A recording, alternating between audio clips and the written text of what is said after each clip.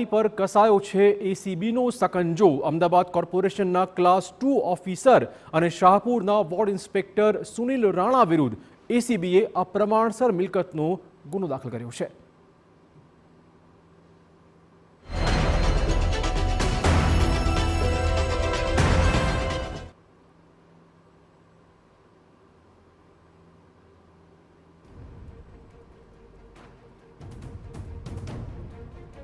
Ahmedabad એએમસીના ward inspector Sunil Kumar Rana સામે ફરિયાદ નોંધાઈ છે। એસીબી અપ્રમાણસર મિલકત બાબતનો ગુનો દાખલ કર્યો છે।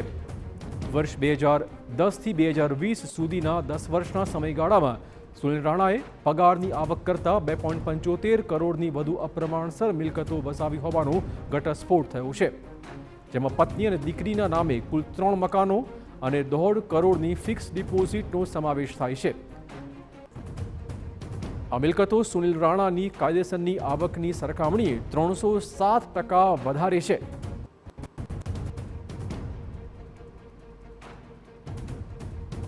તો આ મામલામાં હવે વિપક્ષ પણ આકરા પાણીએ છે। વિપક્ષે પણ આ બાબતે વિરોધ નોંધાવ્યો છે। કોંગ્રેસ દ્વારા વિરોધ પ્રદર્શન કરાયું છે। એએમસી એટલે ભ્રષ્ટાચારનો અડ્ડો, આ પ્રકારના આક્ષેપ કોંગ્રેસે મૂક્યા છે। ભ્રષ્ટ અધિકારીઓ સામે કોંગ્રેસે હવે કડક કાર્યવાહીની માંગ કરી છે।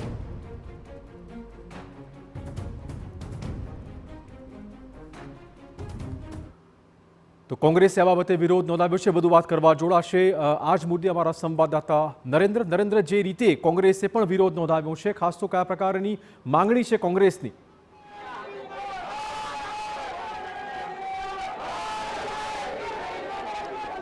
મહાનગરપાલિકાના શાહપુર વોર્ડના જે ઇન્સ્પેક્ટર છે એમની પાસે અપ્રમાણસર મિલકતો હોવાની બાબતો સામે આવી છે। એ જ બાબતને લઈને હાલ આપ જોઈ રહ્યા છો કે અમદાવાદ મહાનગરપાલિકામાં કોંગ્રેસના તમામ જે કોર્પોરેટર અને કાર્યકર્તાઓ છે એમના દ્વારા વિરોધ કરવામાં આવી રહ્યો છે। મહત્વનું છે કે એમનો પગાર જે થતો હતો એના કરતાં વધારે આવક એમની પાસે હતી અને આ જ બાબતને લઈને મહાનગરપાલિકા અને અથવા તો વિરોધ પક્ષ દ્વારા વારંવારની ફરિયાદો કરવામાં આવી હતી। ત્યારબાદ એસીબી દ્વારા ફરિયાદ નોંધવામાં આવી હતી અને આ જ બાબતે વિરોધ વધારે ઉગ્ર થઈ રહ્યો છે। આપ જોઈ રહ્યા છો કે કેવી રીતના અંદર અને બહાર બંને તરફ જે કોંગ્રેસના કાર્યકર્તાઓ છે એ વિરોધ કરી રહ્યા છે અને એમની માંગ છે કે અધિકારીઓ અને સહિતના તમામ લોકો સામે કાર્યવાહી થવી જોઈએ।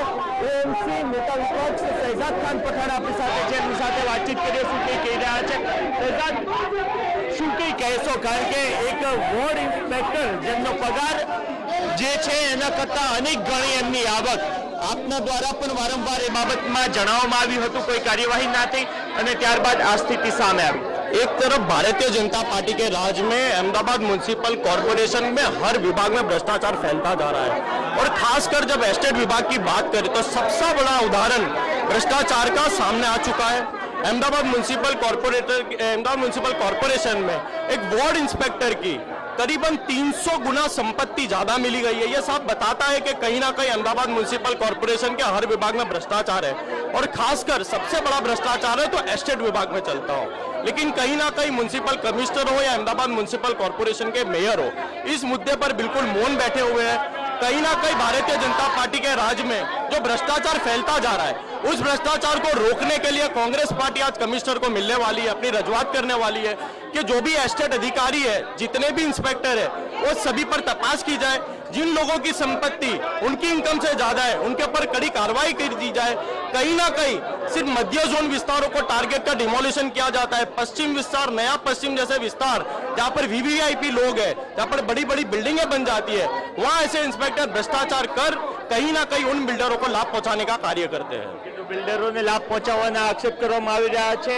અન્ય કોર્પોરેટર છે કે જેમના દ્વારા ફરિયાદ કરવામાં આવી હતી, આપના દ્વારા આ સંદર્ભમાં વારંવાર રજૂઆત કરવામાં આવી હતી। આપને લાગે છે કે જે આંકડો આવ્યો છે એના કરતાં વધારે મોટો આંકડો હોઈ શકે છે એમની સંપત્તિનો?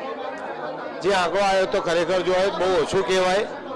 જો ખરેખર રિયલ તપાસ થાય અને હજી પણ વધારે તપાસ થાય તો એનો આંકડો એનાથી પણ 3 ગણો ઉપર જઈ શકે છે અને એ અધિકારી કરતાં એને ઉપરી અધિકારીઓની જે બી તપાસ કરવામાં આવે ને તો એ આંકડાઓનો ઉપર કરોડોમાં આંકડો લાગી શકે છે ને હજારો કરોડોમાં લાગી શકે છે।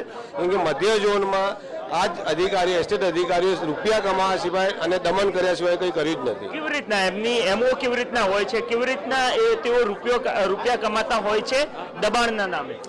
એ લોકો આરટીઆઈ એક્ટિવિસ્ટો જેવી જોડે એમનું સંગઠન હોય છે. આરટીઆઈ એક્ટિવિસ્ટો દ્વારા અરજીઓ કરાવી ને પછી પબ્લિકને એવું કહે છે કે તમે એમની અરજી છે, ફલાણા માણસની અરજી છે, એમને જઈને સમજી લો, અને એમના થ્રુ એ લોકો પૈસા કમાવતા હોય છે. એટલે આમનો ધંધો ચાલી રહ્યો છે. આ અધિકારીઓ નોકરી નથી કરતા, અધિકારીઓ આરટીઆઈ એક્ટિવિસ્ટ જોડે મળીને ધંધો જ કરી રહ્યા છે. તમારા દ્વારા આ સંદર્ભમાં રજૂઆતો કરવામાં આવી હતી, કંઈ થયું હતું કે પછી ડાયરેક્ટ એસીબી સુધી જ કેસ પહોંચ્યો?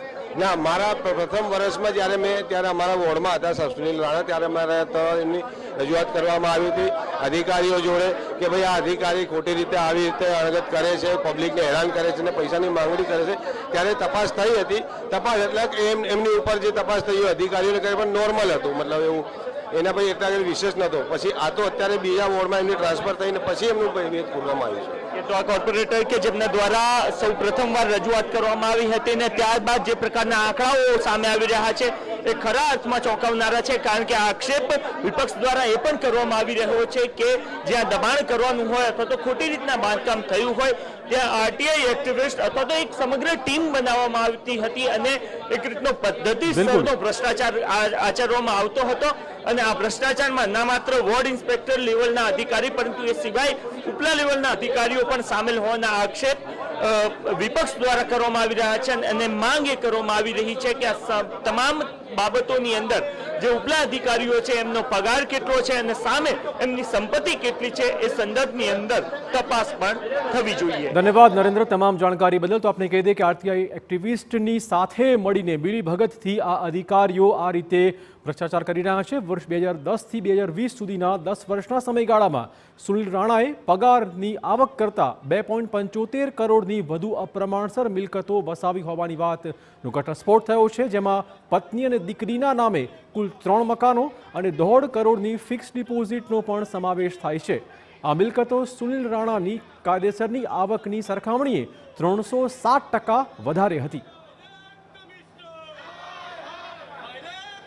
એસીબીના જે તપાસની પદ્ધતિ છે તેના આધારે તેઓની મિલકત અને તેઓની જુદી જુદી બેંકોમાં રહેલી એફડી શોધી કાઢવામાં આવેલી અને તેઓના વિરુદ્ધ 2010થી 2020 સુધીના સમયગાળા દરમિયાન તેઓએ પોતાની જે કાયદેસરની આવક છે એના પ્રમાણમાં 2,75,18,223 રૂપિયાની વધુ સંપત્તિ વસાવેલાનું તપાસ દરમિયાન ફલિત થયેલું, જે તેઓની કાયદેસરની આવકના પ્રમાણમાં 307% જેટલું વધારે હતું. અને હવે લાંચિયા અધિકારીએ જે મિલકત વસાવી છે તેની વાત કરીએ તો સુનિલ રાણાની પત્ની અને દીકરીના નામે 3 મકાનો બોલે છે, જે પૈકી ગાંધીનગરના સુઘડ ગામમાં બાલાજી અગોરામાં એક ફ્લેટ છે. વૈષ્ણોદેવી સર્કલ પાસેના જેસ્મીન ગ્રીન સ્કીમમાં પણ એક ફ્લેટ છે. આ ઉપરાંત ખાડિયામાં ખેતરપાડાની પોળમાં પણ એક મિલકત તેમણે વસાવી છે. અધિકારી સુનિલ રાણાએ અલગ અલગ બેંકમાં 84 ફિક્સ ડિપોઝિટ કરાવી, જેની કુલ રકમ 1.5 કરોડ થવા જાય છે.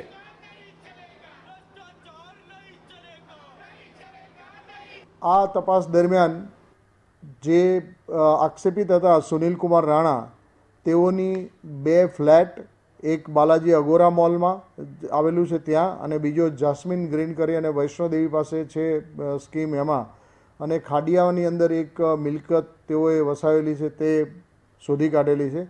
મહત્ત્વનું એ છે કે તેઓને રોકડ રકમ આપી અને જુદી જુદી બેંકોમાં તેઓએ 84 જેટલી ફિક્સ ડિપોઝિટ કરાવેલી છે, જે રકમ આશરે 1.5 કરોડ ઉપરની થાય છે.